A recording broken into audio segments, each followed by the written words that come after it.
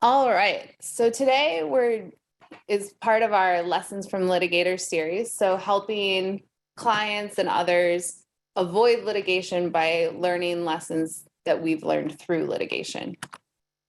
Today, we're going to be going through catching hands in the cookie jar. So these are effective internal investigations related to embezzlement, theft, and fraud. So investigating within your organization when you have suspicions of these type of activities.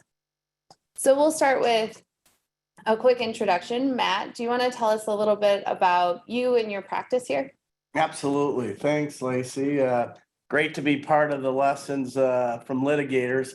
My name's Matt Vicari, and I'm in my 32nd year here at Miller Johnson, and have been enjoying it. I'm actually chair of the Fraud and Embezzlement Recovery Group, and have been a litigator here for my entire career. So happy to talk about this and give you some case examples, and hopefully can learn some things that may help with your particular company or situation. So thanks for having me, Laci. Yeah. And I'll give a quick introduction. I'm Laci Reséndiz, and I'm a third-year litigation associate here at Miller Johnson, so almost as long as Matt. And so I've been able to work on some of these cases and get mentoring from people like Matt. So I'm excited to go through this with him. As always, we are attorneys, so we've got to go through the legalese part of this. Obviously, this is not a attorney-client relationship. This cannot be used as official legal advice, but we're giving you some pointers going in. So looking at kind of an overview of today's topics, Matt, can you tell us a little bit about what these topics will be? Sure. So today we're going to cover 4 areas, and it all evolves around fraud and theft and embezzlement. But how can you recover if you maybe have an employee or someone else embezzle from you? Talk a little bit about insurance coverage, because that's so important in terms of trying to be made whole from a situation like this. And we'll also talk about litigation, a civil claim against the wrongdoer, or criminal prosecution. And then I think the most fun part will be some case examples. And I've been fortunate to be involved in some doozies, I'll say, and some of them were significant, but some of them my client was made whole in a lot of them. And so that's always a good thing too. So that's kind of the topics for today, Laci. Awesome. So let's start out with the road to recovery. So how do you recover funds? So you want to deal with it, right? And what that means is you got to get a plan together, and you got to do it pretty promptly. And it all depends on the urgency of the situation. I had one instance where inventory was leaving a warehouse, and so that was a situation where at night I got a call, and so we had to deal with it in a hurry. But you want to get a plan together, hopefully talk to Laci or me or your attorney, and get a plan together through normally the human resources department to try to deal with it and set forth what are we going to do to collect evidence, and then ultimately try to talk with the employee or the wrongdoer at some point. But that's really what you need to do first out. You can't set this one aside and say, hey, I'll get to it next week type of thing. You want to get it in motion right away. And I think you kind of alluded to this when you were doing the overview with the case examples, but how much hope can a company or organization have? Can they ever be made whole if they take some of the prompt steps? Have you seen it happen where a company could recover most or almost all of the funds? That's a good question. And I'd say probably 75 to 80% of the time, there's a recovery and a significant recovery for the client. And I think dealing with it quickly and promptly and having a plan all goes towards that, especially if you have insurance, because that process needs to get underway also. And you got to give notice to your insurance carrier and your broker. And so in those circumstances, there is a high probability of recovery for the client. Let's talk about what this plan that you've alluded to might include. What are some of the investigative strategies? So over the years, we've used a lot of different strategies, and the client, depending on how sophisticated or what tools they may have, sometimes they do it all themselves, or sometimes we bring in experts from the outside, private investigators or law enforcement. But a lot of ways is obviously the paperwork. Normally with any kind of theft or embezzlement or fraud, there's always a paper trail of some sort. And so collecting that paper, may it be, through email or text or any of the other things that are now online, and accessing those records and getting those records, that's very important. And sometimes it may be as simple as looking, in a workstation. I know a lot of people are remote now, but still, there may be things in a workstation that may be very telling of what's going on. And there may be things out in the parking lot. Mm-hmm. If there's a brand new Mercedes-Benz, then maybe something's up, right? And so there's other ways. And then a lot of our clients have surveillance or video, and that often is a great way to look and see what may be going on, or maybe when a particular person may have been in the office or in a warehouse or someplace maybe where they shouldn't have been, and that may help. And then ultimately, I call it the come to Jesus interview, and that's a very important, phase of talking to the wrongdoer, sitting the wrongdoer down and trying to have them tell you what's happened. And before you do that, you want to be as prepared as you can, because sometimes folks have a tendency maybe not to tell you the whole truth, right? And so the more evidence you've collected and the more records you have, the easier that interview will be. But that's kind of some of the investigative strategies that we use. Yeah. I can't believe you think that somebody engaging in fraud might not tell you the truth. But let's stay on these strategies for just a minute, because I'm curious to know, have you found that any particular strategy is more effective than others, or does it really depend on the situation? I think it really depends on the situation. And every business is different and has different issues. And so that's why it's so important early on to get a good plan on what you need to do to try to, recover. Because most clients ultimately want to try to recover what's been taken.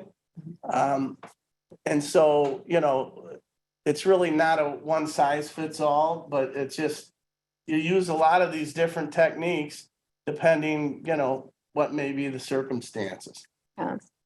If there are concerns, because I know we work with some small to medium-sized businesses, so cost of investigation could be a concern. Are there some of these strategies that you can carry out that are a little more cost effective? Absolutely. You can have your lawyers involved as much or more if you want or not, or help with the plan. And then you actually carry it out with, the human resources folks at your firm, or maybe, it may be somebody else, the owner of the company or someone else that can handle it. And you don't always have to bring in outside help. Sometimes in the more significant cases where a lot of money is taken, you need that help, maybe a forensic accountant, private investigator. And so, but there are ways, depending on, how much has been taken or what the fraud is, to do it very efficiently. And you can do it in-house I think as long as you put a plan together on what you're going to do. Okay. And one of the last things on this slide, do you have any privacy concerns in investigating an employee? Is there something that we should be looking at in terms of company policies, or do you need the type of disclaimers that, you know, the company has access to your records or can record your telephone calls? Is there anything that a company should be doing upfront to make sure that they can engage in these investigations? That's also a good question. And I think obviously you want to be following the policy book and all the other policies that you have with your employees.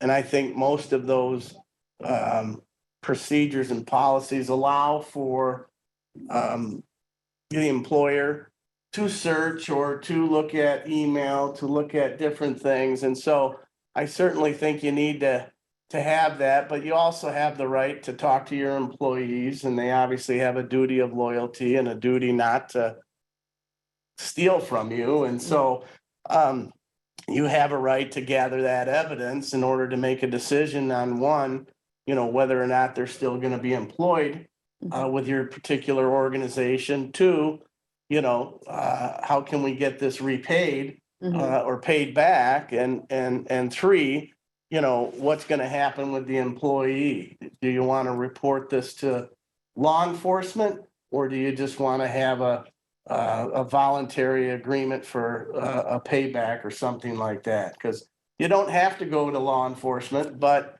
that's one of the options that we'll talk about later here.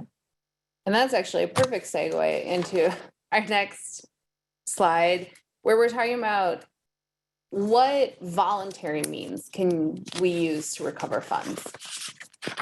So in a lot of situations, I've had employees who, after we've spoken with them or HR has sat down and spoken with them, they've admitted it and they want to do the right thing, and they want to pay it back, and then agreements are entered into where they agree to pay it back, maybe right up front, maybe depending on the amount of money over time, maybe with some insurance, maybe with some collateral in case they miss payments or don't have it all. It just depends. There's been situations where we've used retirement accounts.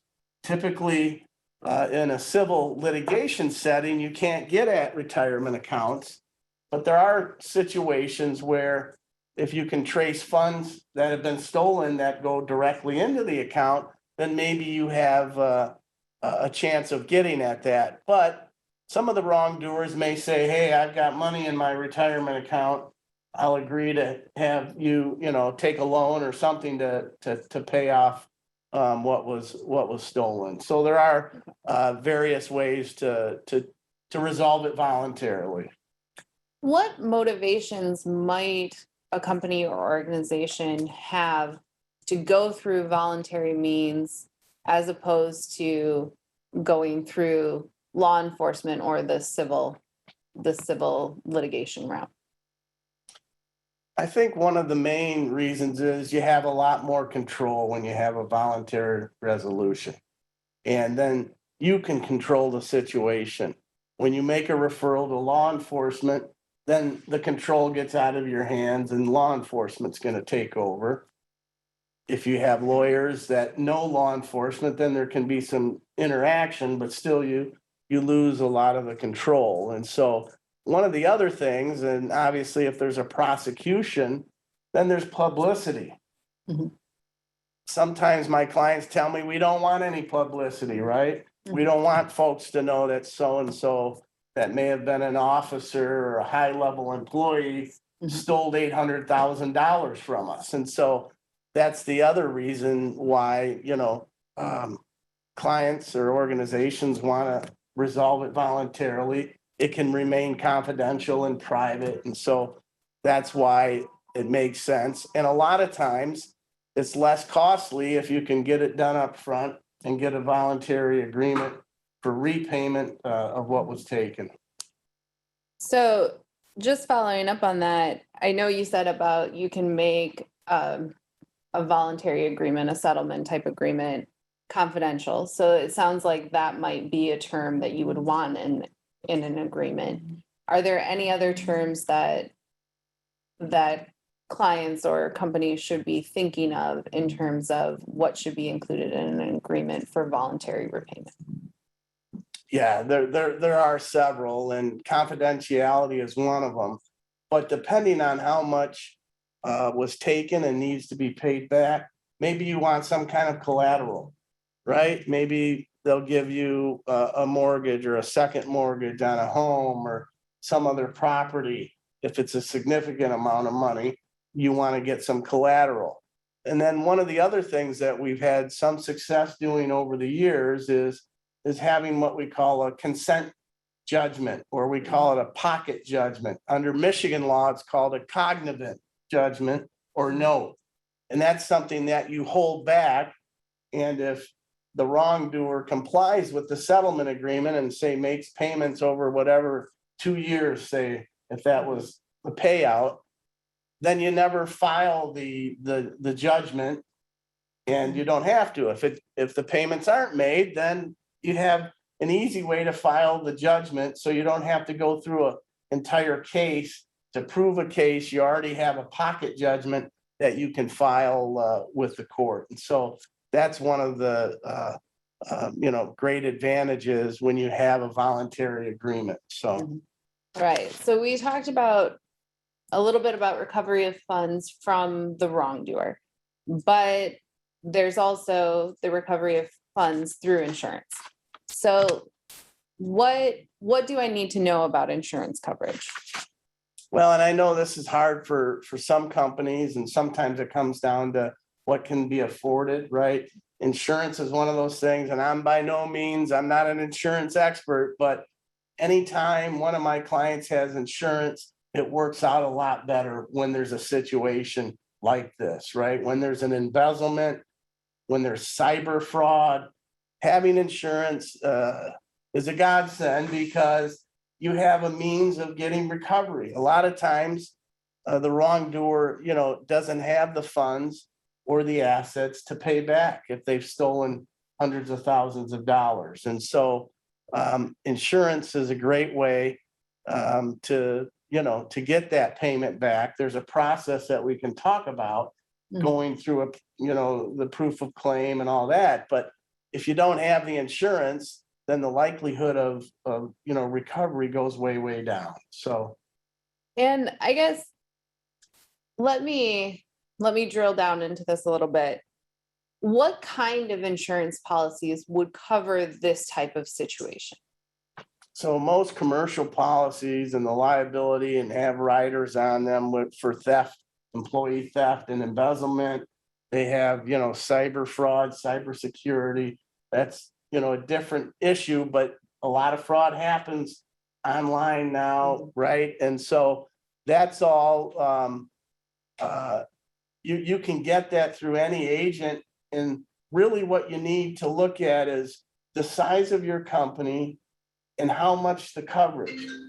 And so what I've seen in the past is some significant companies, and they maybe have a $20,000 coverage or something for employee theft, right? When they should have $500,000 to $1 million or more. And getting that extra coverage, again, I'm not a broker, but the incremental cost is not that much. But when you need the coverage, you need it, right? Yeah. Oh, we do have a question. I'm sorry. I was looking this way and missed my technology that's this way. So someone's asking, will entering into a civil agreement, so voluntary agreement, prevent you from later pressing charges in attempts to recoup the losses? That's a good question. Typically, if you've resolved it civilly already, then there's not a lot of reason for the police typically to get involved, for law enforcement to get involved. They may still do it, but if it's already been settled, then they're likely not going to get involved in it. And so that's one of the decisions. Typically, when you put your plan together up front, are you going to enter into that type of agreement? And you can have an agreement, but still, make a referral to police, but they're going to want to know if you've been paid or not. Obviously, a crime has still been committed, even if the victim's been paid, right? So you can still refer to law enforcement, but they may not be as excited about it if you've already reached a resolution civilly with the, with the wrongdoer. So.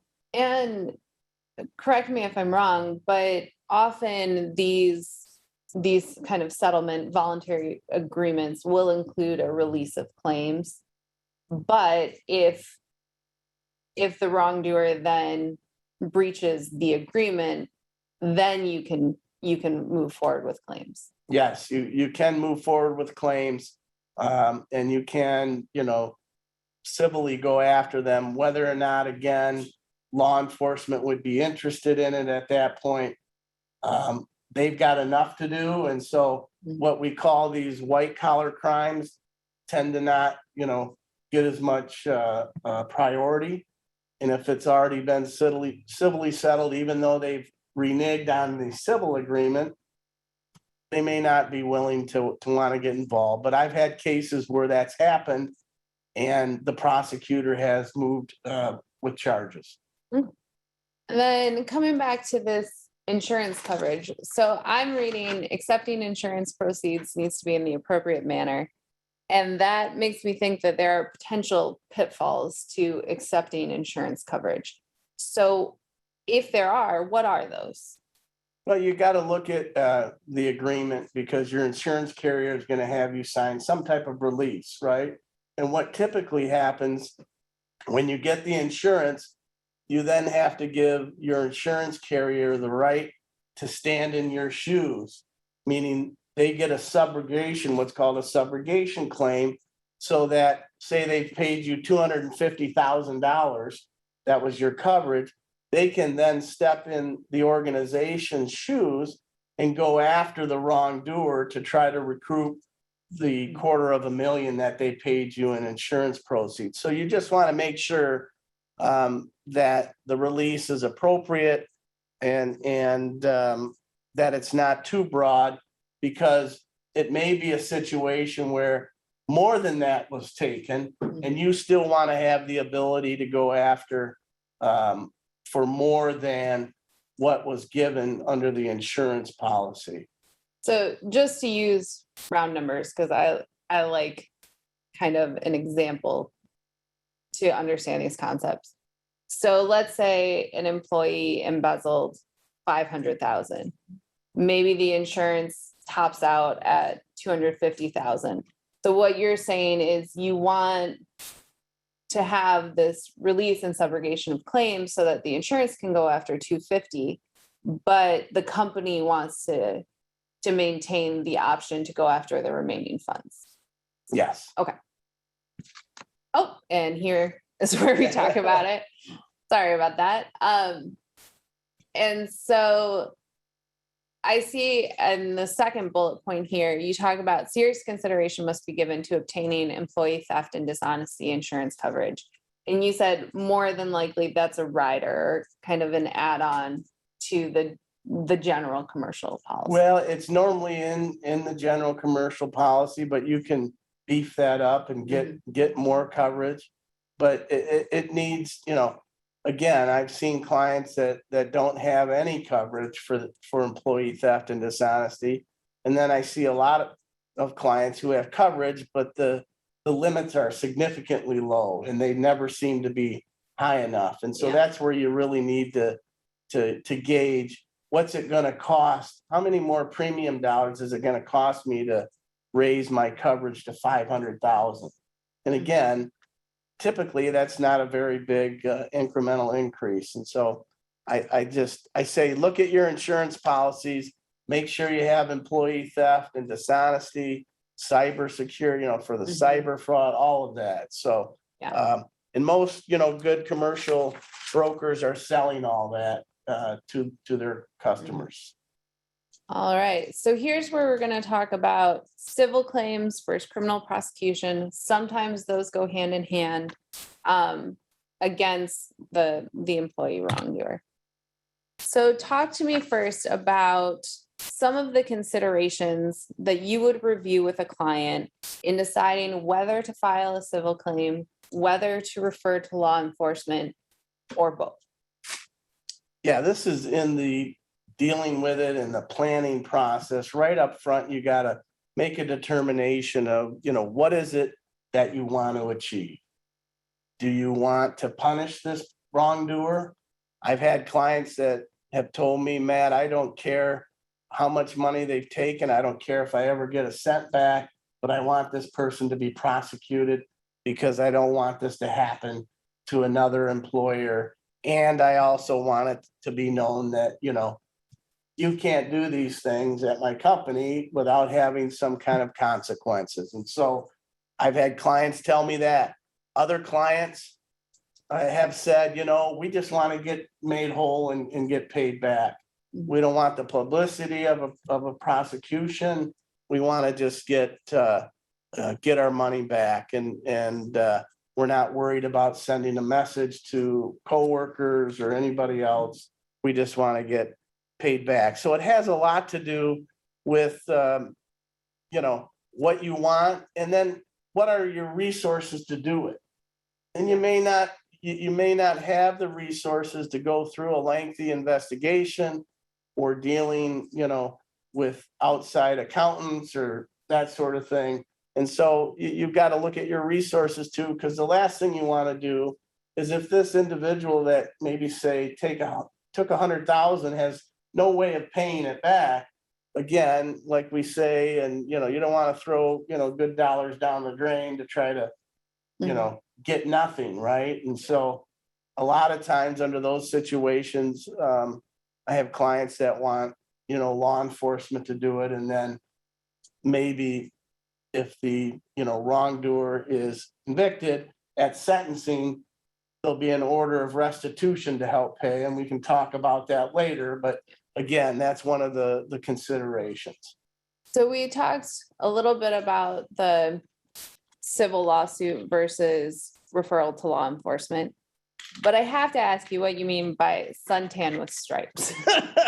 Yeah, maybe I'm dating myself there. Maybe I should have said 3 hots and a cot, and that might help you. Well, most of the time, when you're dealing with this, the wrongdoer knows enough that I've got criminal exposure or risk here, right? And so the leverage is, and again, there's something called extortion, right? You can't hold that up and try to extort money by saying, if you don't pay me this, I'm going to then, refer it to police. You can't do that. But most people understand that, gee, this was probably a crime, right? And so I don't want to go to jail or prison.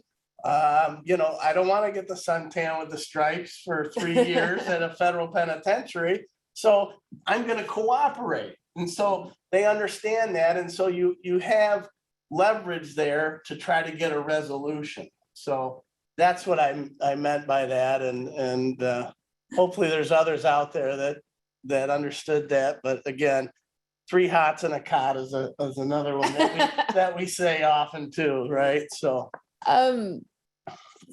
we do have a question, which I think you may have just answered.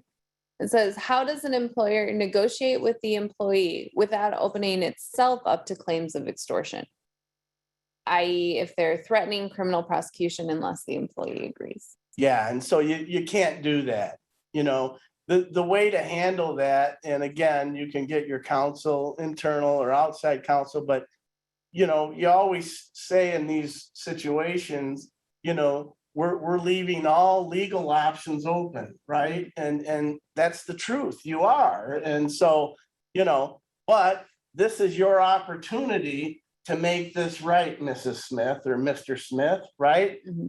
Tell us what happened. It'll be easier for us to find the fraud that way. You'll cooperate and you can pay it back. And, you don't make any promises about whether you're going to, send them, to the prosecutor or law enforcement, but you keep all your options open to try to get it resolved.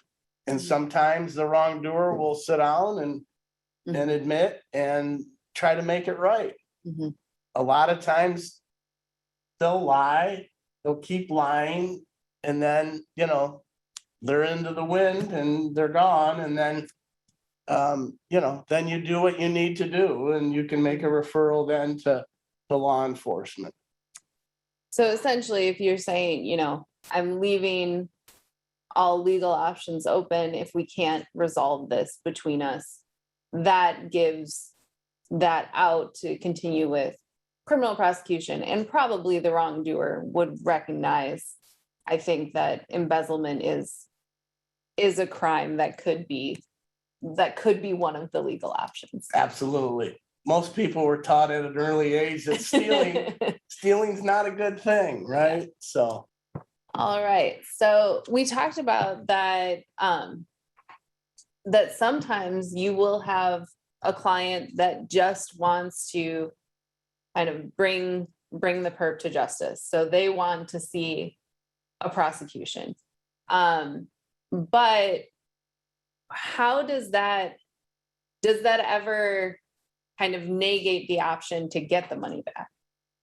No, it doesn't. But, I know our slide here shows this is kind of what we refer to as the perp walk, right? And so, they're walking the wrongdoer out, right? It's the perp walk. And so some clients have wanted that because they wanted to send a strong message that, taking from the company is not right and there'll be consequences. And so, but you can still, recover the money as well as have a referral to law enforcement and have, criminal prosecution for the wrongdoer. So here on this slide, we're talking about civil claims. So there's obviously the lawsuit against the former employee, often former, Yes. if you're now in a lawsuit. But it talks about accomplices and other related individual corporate entities or fictitious shell corporations. Can you explain when you might see these parties come in? Sure. And so normally you got to do some digging and that's part of the investigative piece we talked about earlier, but you got to figure out, who can you sue and who potentially has the ability, has assets, who can we recover from, right? And so a lot of times, the wrongdoer has formed shell corporations or dummy corporations because that's how he or she was receiving the money. Maybe it was through invoices to the company to a shell or dummy corp. And so that corporation, for all intents and purposes, it's a legal entity, but it doesn't have any assets. So maybe you don't want to sue them. Typically what we would do is sue every entity and individual that we can to make sure everybody's covered. And the reason we would do that is we want to make sure there aren't some assets out there or there wasn't money that maybe can be traced to one of those shell corps that, we want to get a judgment against. And so it's going to depend on how sophisticated the fraud is, how significant, the fraud and embezzlement is too, how much money, before you get into some of these, legal claims. And like we put on the slide, there's various claims, right? You've got fraud and conversion, and you can try to do a constructive trust. There's a lot of different avenues that you can try to wrap up assets. Hopefully that would help recover, what was stolen. So something that maybe some of the participants haven't thought about, but I've seen in some of these fraud and embezzlement cases, is the spouse. So how does the spouse sometimes come into this? So the spouse can come in to it, if they helped aid and abet, or were covering it up, or concealing in some way, or taking on, the fruits of the illegal gain, so to speak, right? And so that's when sometimes pressure can be put on the spouse. Again, there's typically, if there's a criminal prosecution, there's a privilege between a husband and wife. And so, but if it's a significant enough fraud, then, you know, there may be pressure there to have the spouse want to say what happened. And then, you know, the other spouse is going to be the one that's going to take the hit more than the wife or the husband, depending on, you know, what the circumstances are. But sometimes a co-conspirator, whether it's a spouse or a brother or a sister or some other person, can be a way to help get a resolution, because they're willing to say, hey, I wasn't the leader in this, right? This wasn't my idea, right? I was just along for the ride and I got a nice car out of it, but that's it. So that's when that might be able to help out to get a resolution. Okay. And when I see these potential legal claims, so I think most people have a concept of what fraud is and what embezzlement is. Can you explain what conversion and constructive trust are? Yeah, so conversion is you're converting whatever was stolen, if it was inventory or significant product or something, into money or whatever, then you're converting that into your own use. And so you can try to then trace and go after that, right? Even if a product or other things were stolen, and so you're converting whatever it is to your own use. And so clearly you're you know, committing fraud by doing that, right? And then a constructive trust is, it's a more difficult legal claim and term, but it really is, you're trying to get at, you know, assets that otherwise maybe you couldn't. And you claim, well, gee, you know, I want to put a lien on this, you know, on this Lamborghini or this nice house because I can show, judge, that, you know, a significant amount of money that was stolen from my client went into purchasing or went into buying something. And that way you argue to the court, this really should be held in it's a constructive trust, because those ill-gotten gains went to get that particular asset. So that's another way that we try to convince courts that we're able to try to freeze assets. And I know we're going to get into that, but normally you can't do that until you get a civil judgment against somebody and try to collect against it. You can't freeze assets ahead of time. So yeah, and I will say, just as a note, that some of these legal claims come with different types of damages. So under Michigan law, conversion can lead to treble damages and attorney's fees. And I know fraud can sometimes come with exemplary damages. So one of the considerations that a company might have when going through legal claims with their attorney is what damages are available with each claim. you're absolutely right. No, those are great points. All right. So here's where we get to the spouse. So we're talking about people who receive the benefit of embezzled or converted funds. So this is, you would say, another claim or another avenue to go after the wrongdoer and anybody who was involved. Right. Yeah, that's where we're setting that forth. And that uses that pressure point. And this is actually another one that has treble or triple damages as an option. That's correct. Yeah, that's correct. Under that statute, you're able to get treble damages, and that's a significant damage piece in cases, and that really is a shocker for a lot of people. But that's how you get people to come to the table to try to resolve it. Okay, so here we're talking about injunctive relief. So injunctive relief is a term we use a lot, but from my knowledge, it's not used as much in the general public. What is injunctive relief, and when would I want to go after that?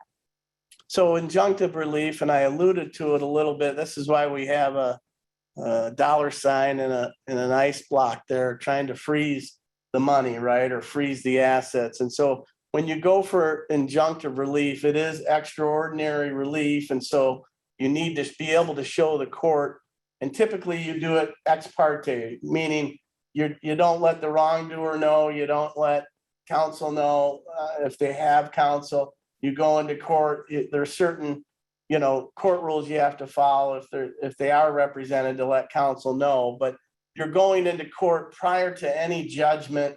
You're going into court early on, right when the complaint is filed, to say, this is such an egregious case, Your Honor, and we have evidence and can trace where the money went.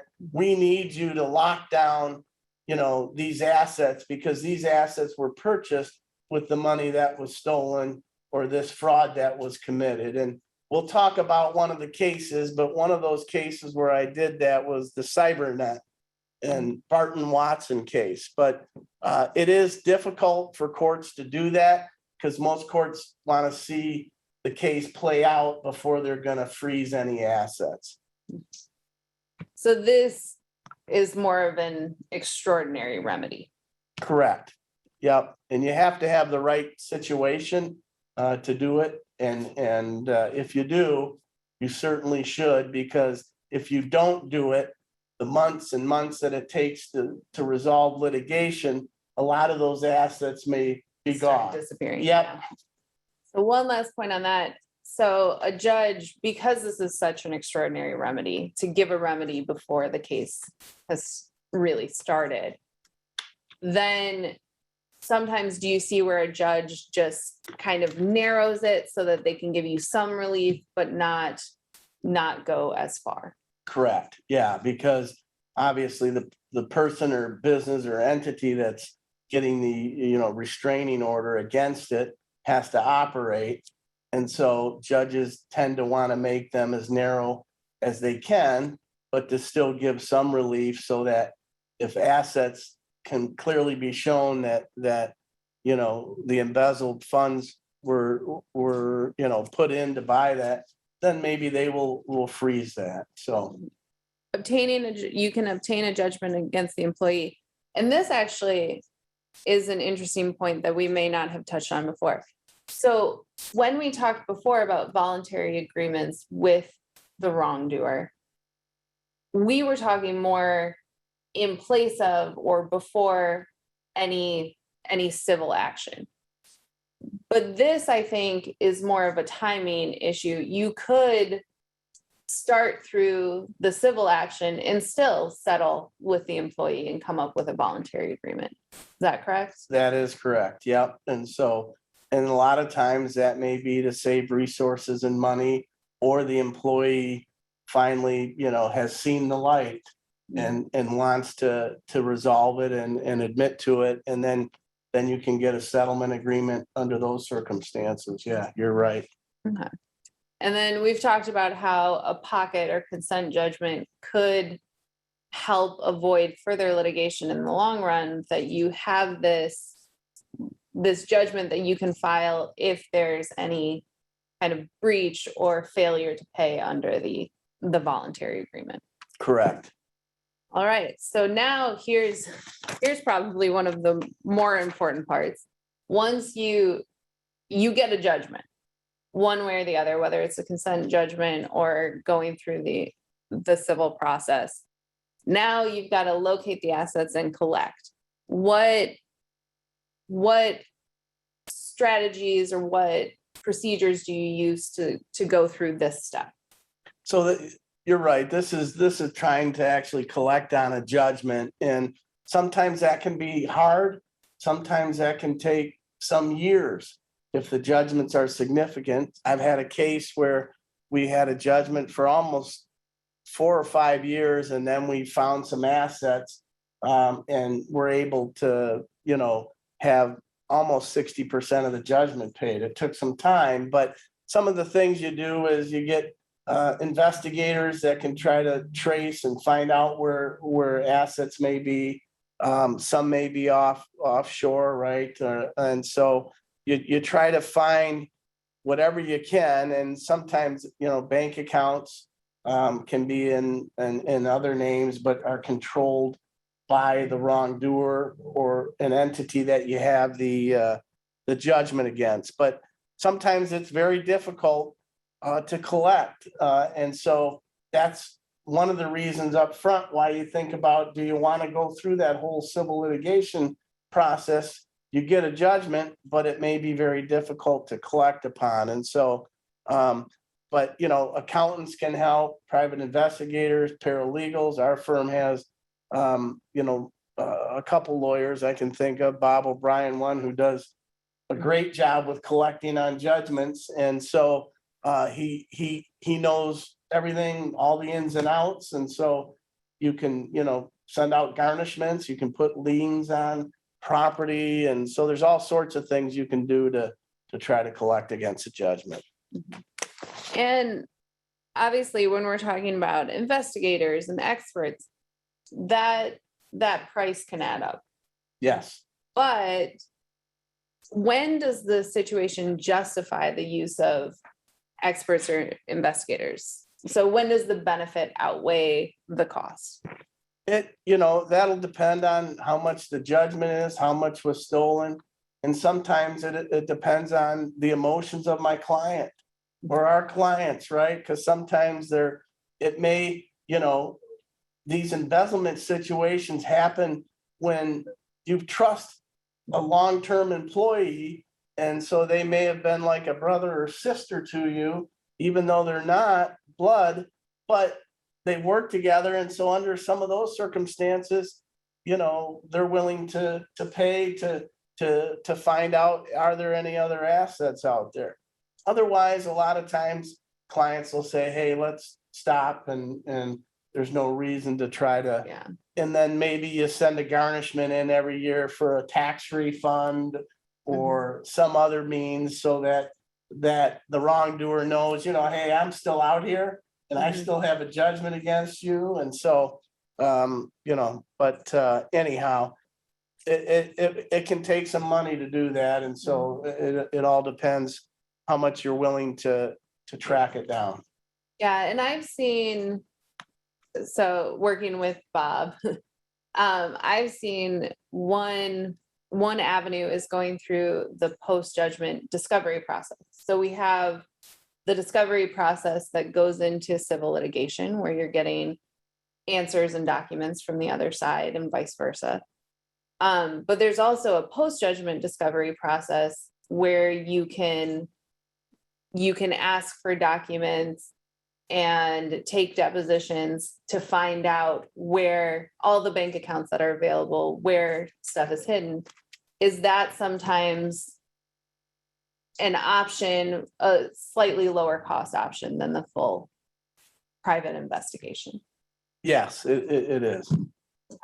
And then we talked about, is this, when we're talking about bank records and account and credit card statements, is that something that you would use post-judgment discovery process? Yep, those are means of finding where accounts may be or other assets. So these are still things that you can look for using those discovery devices. And then, as we talked about, you can do garnishments. So where the bank is paying directly or the employer is paying you directly. And you can start to seize or put liens on other property. Correct. Can you talk about what is the difference between a judgment lien and a judgment levy? Yeah, and so I think Bob O'Brien probably taught me those, and he's worked with me on a fair amount of these cases. But the lien goes on all property owned, and in a particular county, the levy is just on certain property, specific property, and so and those are some techniques that can be used if you're trying to collect on the judgment. So going into the last kind of section is criminal prosecution. Obviously, we see here that, I'm looking at the wrong one. Sorry. So when are prosecutors likely to pick up a case of theft or embezzlement? So this is really the part of this, I think that people really want to look into a lot of times, because there's a lot of anger and emotion up front, and I understand it, and people have done wrong. And so this is one of the things that you want to have a discussion with your attorney about early on. And so, because it depends. Sometimes if you're an employer or organization, your local law enforcement may be the best avenue, because you're a large employer in the area and they're willing to put their resources to work for you. But with that said, the feds, and I say the feds, the FBI or any of the other agencies, right, Homeland Security or any of the other agencies, they tend to be more sophisticated and handle more what we call white collar cases, but they tend to handle the more significant ones, right? And so if more than $500,000 was taken, or there's a significant Ponzi or other scheme to defraud, the feds are probably more likely to want to get involved. Typically, it's local or county law enforcement that gets involved in the garden variety embezzlement or stealing case, and not the federal government. And so you've got to understand where it is, what jurisdiction did this take place in, so you can determine, okay, what law enforcement agency is sophisticated enough to handle this particular problem or issue. And so you've got to make that decision up front. And so a lot of times local law enforcement will do well, but there's other times where the feds are the one you want to go to. Yeah. So here we're talking about penalties are a little more severe, typically for federal crimes, but county and local prosecutors could move more rapidly than federal counterparts. Yeah. And you've got to consider the relationships between the client and federal and state law enforcement or attorneys. So we mentioned briefly what an order of restitution is, but I don't think we've really gone into it. Can you explain what restitution does? Yeah, and this is important. And what we show on this slide is obviously a defendant with his attorney standing before the judge and being sentenced. And so order of restitution happens at the time of sentencing.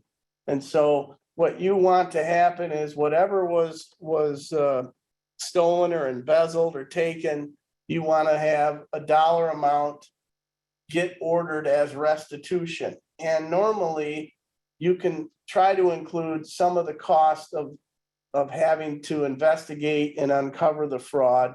So sometimes I've had forensic accounting fees, or even the fees of the organization or entity that's the victim, be able to have that time be paid as well as what was stolen.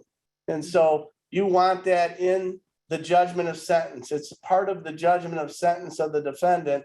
And so say for round numbers like we did before, $500,000 would be the order of restitution to the victim company.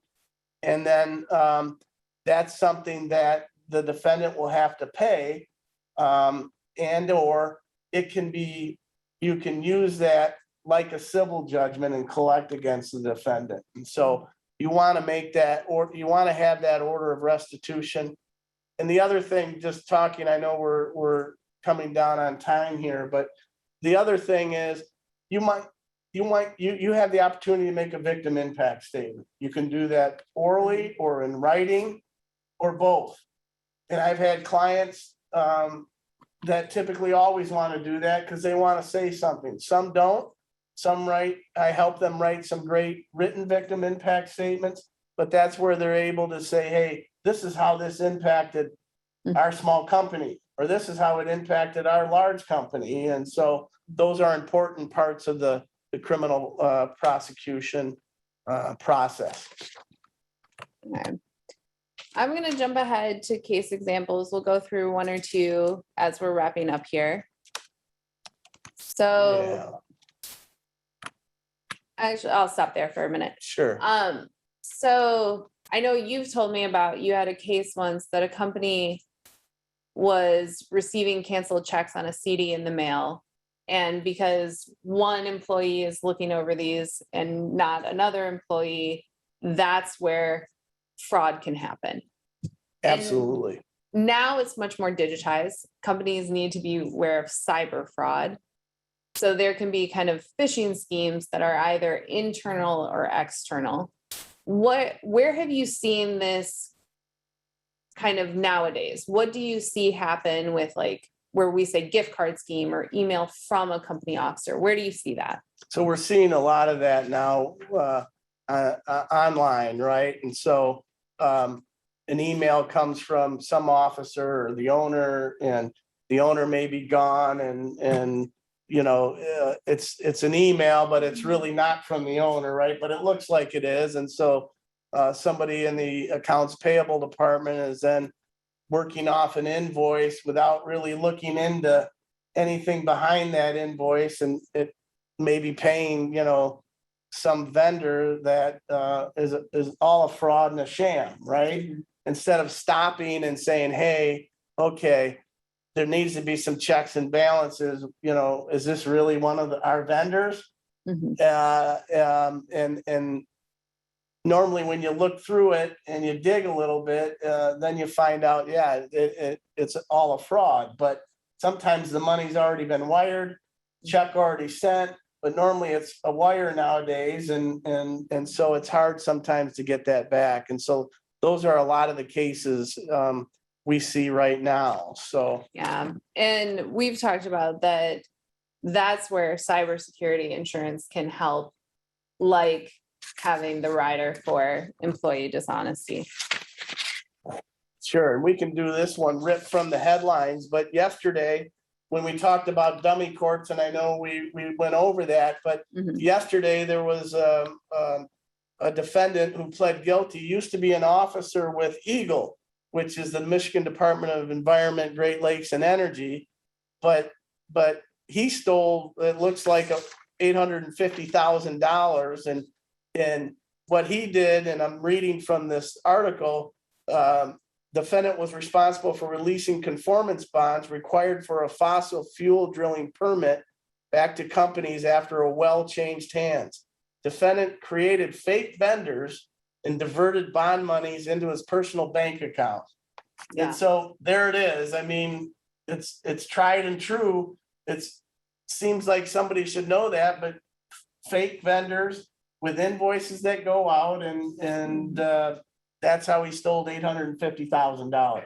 And now he's going to go to prison, and he's got an order of restitution to pay that back. Whether he ever does, who knows? Yeah. So I noticed it is 9 o'clock. You do have the PowerPoint available, and this will be available online. And I'd like to point out, we do have some upcoming webinars, what to do when the government knocks on your door, which I think you are participating in as well. Yes, Jason Crow and I. So government investigations of a company or an individual. And then coming up in October, we have kind of your mandatory reporting. So what do you need to do to comply with those reporting obligations? So thank you for joining us. I really appreciate it. Feel free to follow up with either Matt and I if you have questions or wanted to go over something that we didn't get to today. And thank you for joining us. Thank you.